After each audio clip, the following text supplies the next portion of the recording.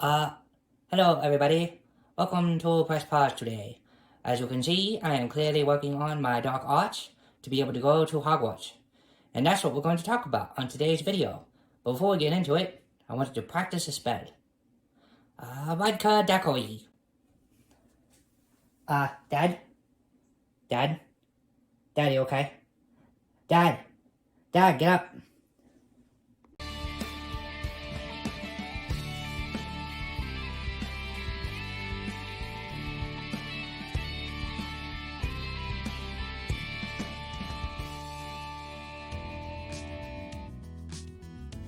Hey guys, thanks so much for tuning in to Press Pause today. So, Aurora clearly has been practicing her dark arts here in the studio, and I told her not to do so in the house. Luckily, she mispronounced her spell, and instead of being dead, I have the effects of drinking too many vodka daiquiris and have a hangover. So, if that's all I have to deal with, that's great. So I could be dead at this point if she pronounced the spell properly, and she did not. So really happy about that. If you guys enjoy the content, please feel free to like, share, and subscribe to the channel. We would really appreciate it tremendously. Aurora would greatly appreciate the support out there. And we will be talking about the dark arts within the Harry Potter franchise today. So if you guys enjoy Harry Potter and you want to go down and see Harry Potter World, feel free to reach out to us to book your next set of magical memories. We are official free travel agents. We do specialize in Universal and Disney and other vacation experiences. So reach out to us and we'd love to help you book your next set of magical memories with us. Now, we'll go ahead and jump into today's topic. So first off, what are the dark arts? Aurora, you want to go ahead and tell everybody what the dark arts is? Yeah guys, so the dark arts, also known as dark magic, was a form that referred to any type of magic that was mainly used to cause harm, to exert control over, or even kill people and creatures. All right, that's true, Aurora. So absolutely spot on, guys. That is correct with the dark arts and what exactly it means and it entails. It doesn't necessarily mean it's evil. It doesn't necessarily mean that anyone who uses something of the dark arts, whether it's a spell, a charm, a potion, whatever, is an evil person. It doesn't actually mean that, and we actually saw many of our beloved characters use these different types of dark magic throughout the Harry Potter franchise. And it wasn't, we know about the forbidden curses, we know about the things that you're not supposed to do, but as I said, many of our characters, actually oftentimes, they were even encouraged to use it. Aurora, do you want to tell some instances that actually encourages the use of the dark arts in the wizarding world? Yeah guys, so auras, which you see in Harry Potter of the wizarding world, at times of war, they would actually be encouraged to use dark magic up against the other dark magic users. So that is something that would happen during bad war times. Furthermore, Hogwarts actually taught defense against the dark arts. Even though they constantly changed professors, they did teach it every year. And Durmstrang, who is another European wizarding school, and one of the wizarding Tri-Cup schools that participated in the Tri-Wizard tournament, taught dark arts specifically to students. That's true. Durmstrang actually taught the dark arts within its own form. We actually see in the movie some of the dark arts practiced by the students of that school. So we'll break that down, getting into it a little bit, but we do see a lot of the characters that we know to be really good characters, really good upstanding wizards and witches use the dark arts. And so we'll jump into this here a little bit. First off, dark charms. Dark charms is the main, I guess, item or the main entity that you would refer to when it comes to someone using dark magic or being a part of the dark arts, okay? Now, there's three different categories basically of dark charms, and that is jinxes, hexes, and curses, okay? Each of them kind of getting more elevated in the amount of darkness and the amount of like negativity that they're providing out there in the wizarding world. So first off, jinxes, okay? This provides small inconveniences for people that it is positioned towards, okay? So basically targets, we'll refer to as targets. So the target basically has small inconveniences, okay? So Filpindo. Filpindo is a knockback jinx. This jinx actually knocks the individual back. That is the purpose of it. We actually see this in the movies. Dobby uses this jinx on Lucius Malfoy in the Chamber of Secrets movie at the end once he was freed. And he used this jinx to protect Harry Potter by flinging Lucius Malfoy back. Next up, Aurora, would you like to do the next one? Apungo. Apungo is a casted jinx that creates creatures or objects to attack a target. Hermione actually uses this jinx to have birds attack Ron in the Half-Blood Prince movie. That's true. So yeah, we did get to see this. Hermione used it to have those birds attack Ron because she was heartbroken at the time. And so this is the Apungo jinx. Apugno. Next is Relasho. Okay, Relasho is a revulsion jinx. Basically, it's a jinx that forces the target to release its grip on whatever it's holding. And it doesn't have to be something that is living, it can actually be an inanimate object as well. So if you are looking for something to release hold of something or someone to release hold of someone, you would use this jinx. And this is actually something that we've seen a non-verbal use of this. Actually, Umbridge uses this same jinx in Hogwarts school grounds with the two teenagers that she's trying to separate. You see the clip there, and really funny that she did use that, and it was a non-verbal. However, we also did get to see this used on the Grindylows. The Grindylows, when they were attacking Harry during the Triwizard Tournament when he was underwater, he used this spell to have them release his ankle and free him to be able to get to the surface again.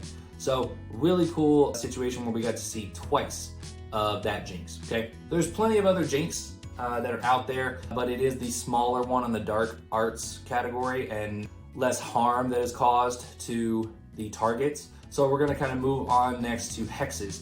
Hexes, we've got a couple here that we're gonna talk about in the middle tier of the dark arts charms. So hexes cause a major inconvenience to the target, okay? Not an overwhelming inconvenience, but a major inconvenience to the target. One of them that we don't get to see in the movies, sadly, is the Bat Boogie jinx, okay? Or the Bat Boogie hex. The Bat Boogie hex actually turns your boogies into bats, okay? So you will have bats made out of boogies flying out of your nose, and that is a really funny hex. I'm so upset that we didn't get to see that on screen. It would have been hilarious. The other one that we did get to see is the Stinging Hex. The Stinging Hex is a hex that creates red scarring marks on the individual, and they will actually have swelling in that same area that they're stung with. And this is something Hermione uses on Harry so that he is not going to be identified by the Snatchers or the Malfoys when they get into Draco or Malfoy Manor. Okay, now moving on to the worst. Aurora, you want to take this? Yeah, guys, so the worst charm that you can do, the worst type of charm that you can do as a dark arts user is curses.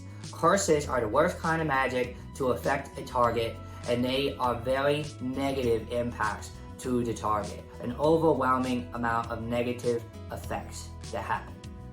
Yep, that's true. So what are some of these? We actually get to see them in the movies quite a bit. First one is Reducto.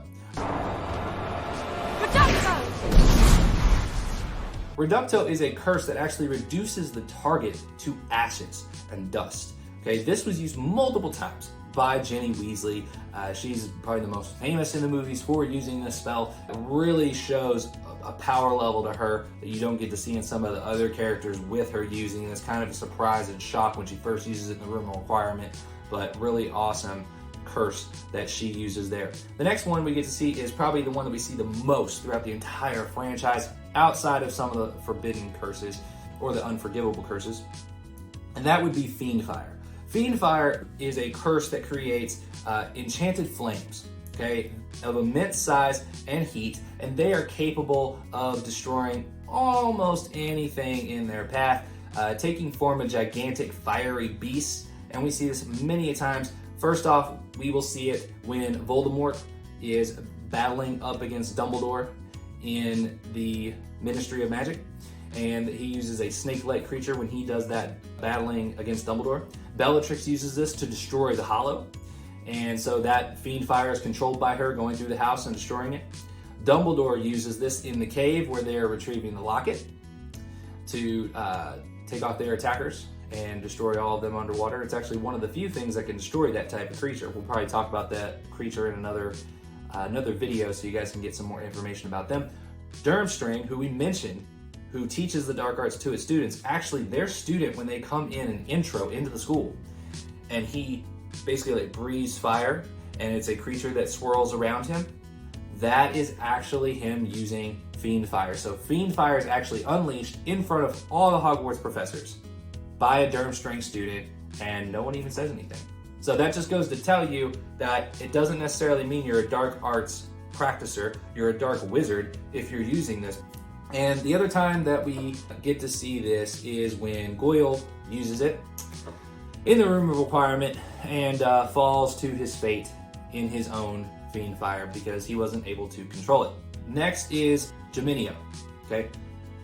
Geminio is a curse that targets an item to duplicate it or multiply multiple times when touched. This is something that we get to see in Bellatrix Vault in Gringotts. And so, obviously, we got to see it on screen, which was fantastic. Really exciting to see it there, but this doesn't have to do a multiplication by touching it. It's actually something that you can duplicate one object if you choose to. So a couple different ways you can use it. Next, and these are some that we don't necessarily get to see very much. We don't actually see them in the movies. There's a few of them here, and that is the portrait curse. There is a portrait curse, and when you cast this curse, it actually imprisons someone into a portrait, and they are stuck in there. Now, over time, the person, if left inside and not being reversed, the curse anyway, if the curse is not reversed on this individual that's trapped in the frame, they actually lose sense of reality and start to go insane.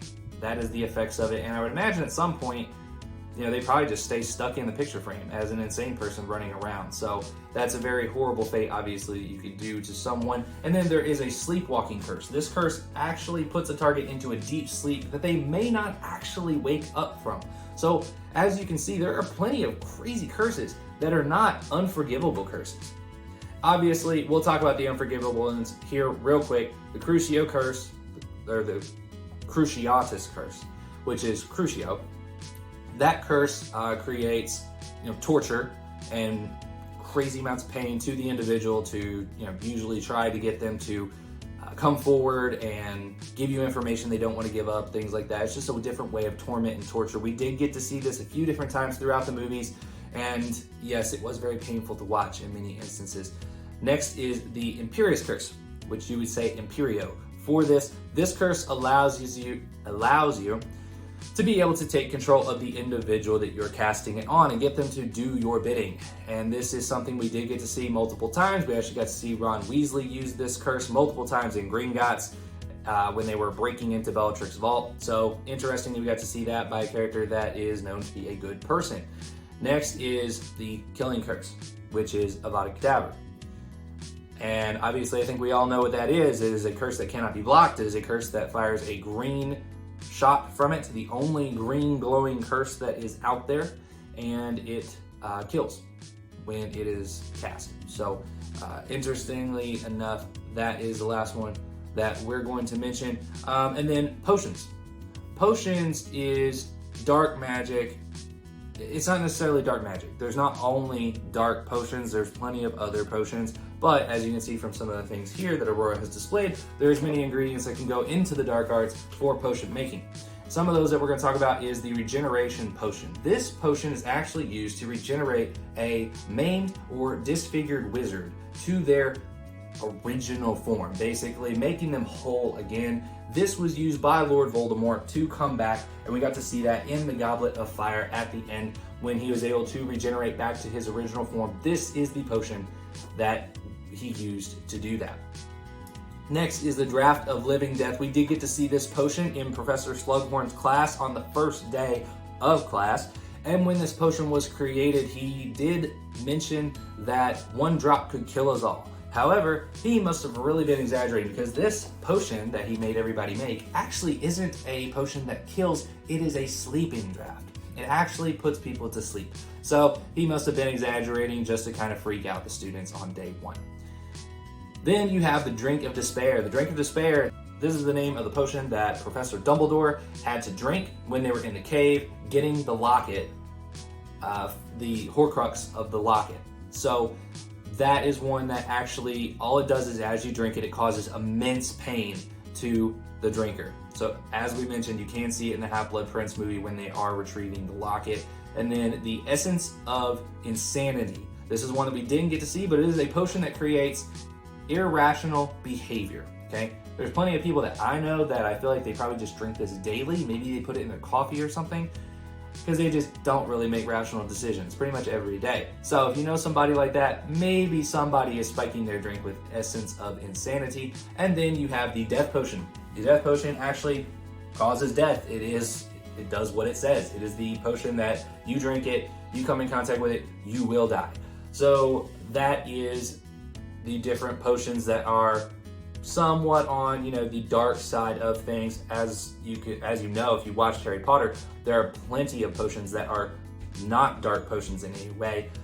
That is it for this episode. Hope you guys enjoyed learning a little bit more about the dark arts. Hope you enjoyed a little bit more information about some of the different curses and hexes and things like that we have in the wizarding world. I know they didn't talk about every single type of curse out there in the movies. There's so many more that they don't talk about, and we can educate you guys more on that if you'd like to know. Leave it in the comments. Let us know you'd like to know more about curses or potions. We can get into more details on anything you guys would like. If you want to know different ingredients of potions, we can do that. Whatever you guys would like to do, whatever you'd like to know when it comes to Harry Potter mythos, let us know. We can make a video about it. But we hope you guys did enjoy the content. If you did, please hit that like button, subscribe to the channel, and don't forget to hit the notification button so that you are alerted when we do post new content. We would really appreciate it. And comment, let us know what you'd like to see. It does help the channel a lot if you comment on the channel, asking questions, or just letting us know we did a good job. We greatly appreciate it. It gives us a lot of motivation as well. So yeah, if you do want to go down to the Wizarding World of Harry Potter in Orlando or in California and see everything in person, which I highly recommend, we love going, please reach out to us. We have free travel agent services that we offer, and would love to help get you guys there to be a part of the dark arts going on, or just the Wizarding World in general. Thank you guys so much for tuning in. Really appreciate it, and have a great day. We'll talk to you on the next video.